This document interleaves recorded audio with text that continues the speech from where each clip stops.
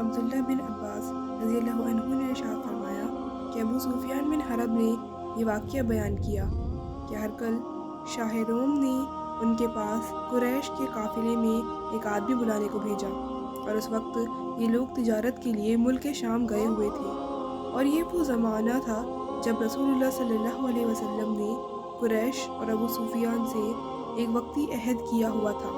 جب ابو سفیان اور دوسرے لوگ ہرقل کے پاس آئلیہ پہنچے جہاں ہرقل نے دربار طالب کیا تھا، اس کے گرد روم کے بڑے بڑے لوگ بیٹھے ہوئے تھے۔ ہرقل نے ان کو اور اپنے ترجمان کو بلوایا، پھر ان سے پوچھا کہ تم میں سے کون شخص مدعی رسالت کا زیادہ قریبی عزیز ہے؟ ابو سفیان کہتے ہیں کہ میں بول اٹھا کہ میں اس کا سب سے زیادہ قریبی رشتہ دار ہوں۔ یہ سن کر ہرقل نے حکم دیا کہ اس کو ابو سفیان کو میرے قریب لا کر بٹھاؤ اور اس کے ساتھیوں کو اس کے پیچھے بٹھاؤ۔ پھر اپنے ترجمان سے کہا کہ ان لوگوں سے کہہ دو کہ میں ابو سفیان سے اس شخص کے بارے میں یعنی آپ صلی اللہ علیہ وسلم کی حالات پوچھتا ہوں۔ اگر یہ مجھ سے کسی بات پہ جھوٹ بولے تو تم اس کا جھوٹ ظاہر کر دینا۔ ابو سفیان کا قول ہے کہ اللہ کی قسم اگر مجھے یہ غیرت نہ ہوتی کہ یہ لوگ مجھ کو جھٹلائیں گے تو میں آپ صلی اللہ علیہ وسلم کی نسبت ضرور غلط گوئی سے کام لیتا۔ خیر، پہلی بات جو ہرقل نے مجھ سے پوچھی وہ یہ کہ اس شخص کا خاندان تم لوگوں میں کیسا ہے؟ میں نے کہا کہ وہ تو بڑے اونچے اعلی نسب والا ہے۔ کہنے لگا اس سے پہلے بھی کسی نے تم لوگوں کو ایسی بات کہی تھی؟ میں نے کہا نہیں۔ کہنے لگا اچھا، اس کے بوڑھوں میں کوئی بادشاہ ہوا ہے؟ میں نے کہا نہیں۔ پھر اس نے کہا بڑے لوگوں نے اس کی پیروی اختیار کی ہے یا کمزوروں نے؟ میں نے کہا نہیں، کمزوروں نے۔ پھر کہنے لگا اس کے تابع دار روز بڑھتے جاتے ہیں یا کوئی ساتھی پھر بھی جاتا ہے؟ میں نے کہا نہیں۔ کہنے لگا کیا اپنے دعوے نبوت سے پہلے کبھی کسی بھی موقع پر اس نے جھوٹ بولا ہے؟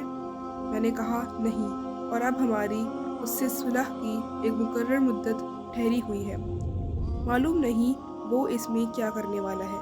ابو سفیان کہتے ہیں میں اس بات کے سوا اور کوئی جھوٹ اس گفتگو میں شامل نہ کر سکا۔ ہرقل نے کہا کیا تمہاری اس سے کبھی لڑائی بھی ہوتی ہے؟ ہم نے کہا کہ ہاں۔ بولا پھر تمہاری اور اس کی جنگ کا کیا حال ہوتا ہے؟ میں نے کہا لڑائی ڈھول کی طرح ہے، کبھی وہ ہم سے میدان جنگ میں جیت جاتے ہیں تو کبھی ہم ان سے جیت لیتے ہیں۔ ہرقل نے پوچھا وہ تمہیں کس بات کا حکم دیتا ہے؟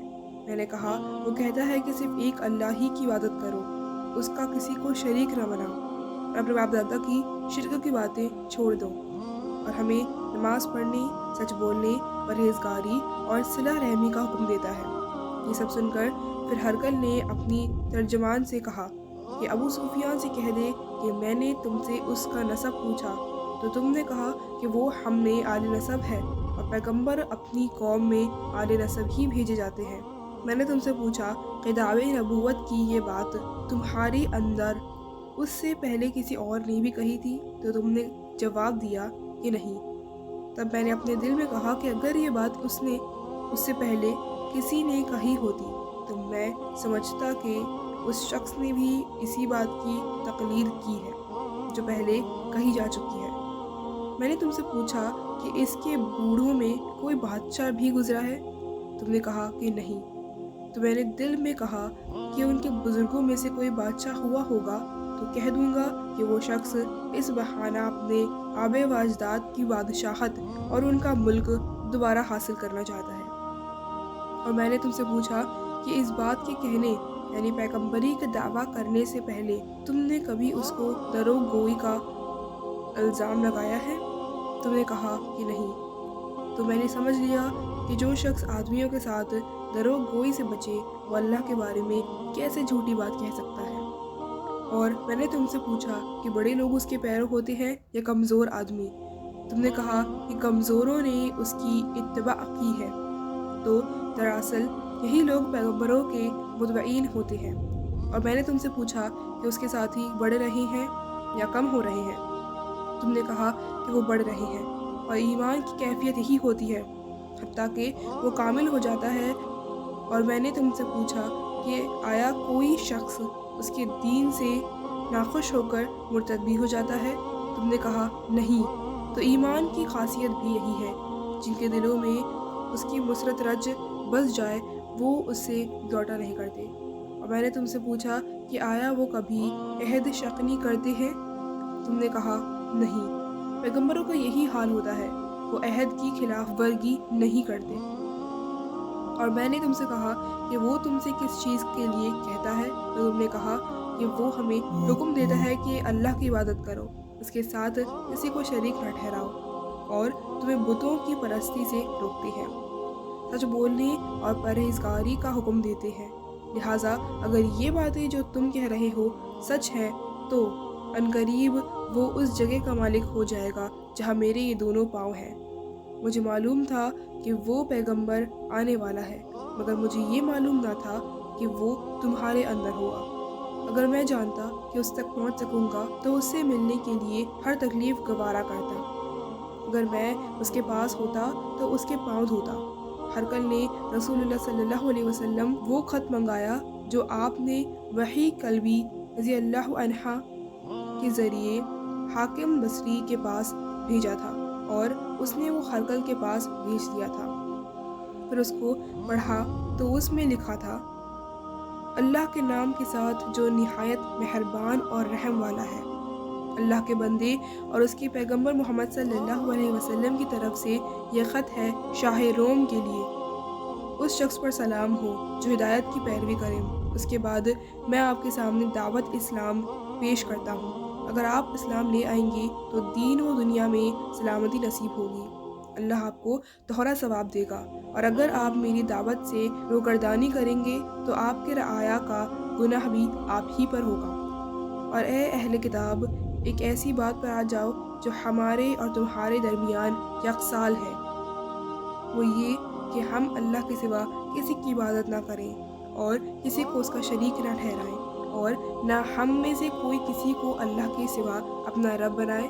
پھر اگر وہ اہل کتاب اس بات سے منہ پھیر لے تو مسلمانوں، تم ان سے کہہ دو کہ تم مانو یا نہ مانو، ہم تو ایک اللہ کے اطاعت گزار ہیں۔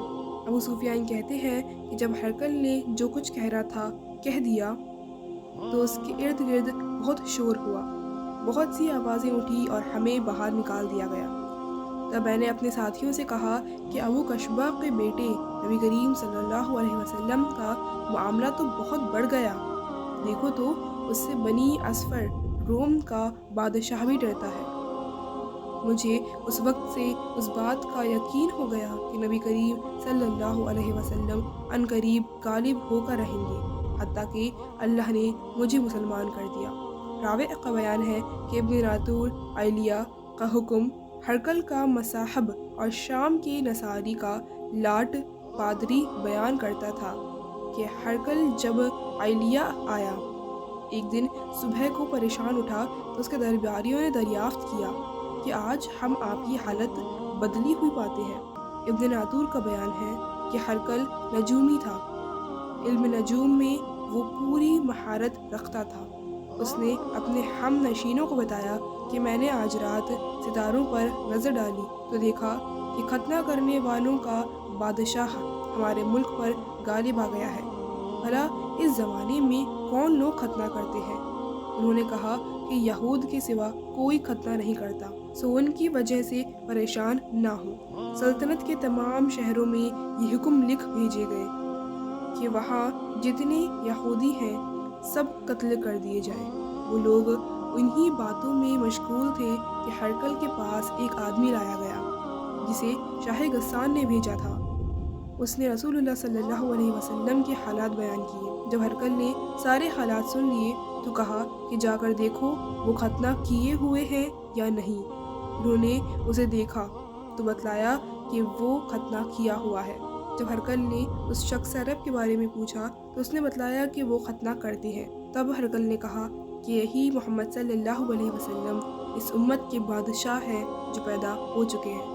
پھر اس نے اپنے ایک دوست کو رومیہ خط لکھا، اور وہ بھی علم نجوم میں ہرقل کی طرح ماہر تھا۔ پھر وہاں سے ہرقل حمص چلا گیا۔ ابھی حمص سے نکلا نہیں تھا کہ اس کے دوست کا خط اس کے جواب میں آ گیا۔ اس کی رائے بھی نبی کریم صلی اللہ علیہ وسلم کے ظہور کے بارے میں ہرقل کے موافق تھی کہ محمد صلی اللہ علیہ وسلم واقعی پیغمبر ہے۔ اس کے بعد ہرقل نے روم کے بڑے آدمیوں کو اپنے حمس کے محل میں طلب کیا اور اس کے حکم سے محل کا دروازے بند کر دیے گئے۔ پھر وہ اپنے خاص محل سے باہر آیا اور کہا، اے روم والو، کیا ہدایت اور کامیابی میں کچھ حصہ تمہارے لیے بھی ہے؟ اگر تم اپنی سلطنت کی بقا چاہتے ہو تو پھر اسی نبی کی بیعت کر لو اور مسلمان ہو جاؤ۔ یہ سننا تھا کہ پھر وہ لوگ وحشی گدھوں کی طرح دروازے کی طرف دوڑے مگر انہیں بند پایا۔ آخر جب ہرقل نے اس بات سے ان کا یہ نفرت دیکھا اور ان کے ایمان لانے سے مایوس ہو گیا تو کہنے لگا کہ ان لوگوں کو میرے پاس لاؤ۔ جب وہ دوبارہ آئے تو اس نے کہا کہ میں نے جو بات کہی تھی اسے تمہاری دینی پنچگی کی آزمائش مقصود تھی، سو وہ میں نے دیکھ لیا۔ تب یہ بات سن کر وہ سب کے سب اس کے سامنے سجدے میں گر پڑے اور اس سے خوش ہو گئے۔ بالآخر ہرقل کی آخری حالت یہی رہی